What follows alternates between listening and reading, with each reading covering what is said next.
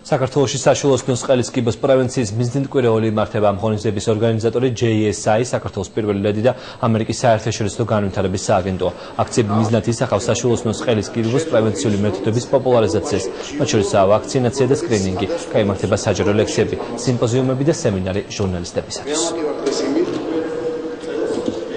ამახობთ ამიტომ რომ საქართველოში უკვე სკრინინგის პროგრამები დაიწყო ამ მიმართულებით რომ პრევენცია მოახდინოთ საშვილოსნო ყელის და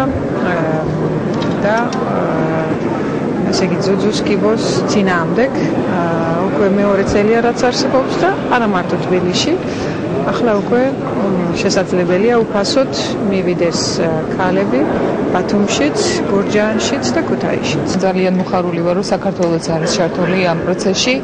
ამერიკის შეერთებული შტატების საერთაშორისო განვითარების სააგენტო, რომელსაც წარმოვადგენ, ღებულობს ამაში მონაწილეობას. რაც შეეხება თვითონ ამ კვირეულს და ამ დაავადებას, შეიძლება ითქვას, რომ ეს ერთ-ერთი იმ დაავადებათა შორის არის, რომელიც თავიდანაც ილება შეიძლება მთლიანად სკრინინგის და ვაქცინაციის მეშვეობით.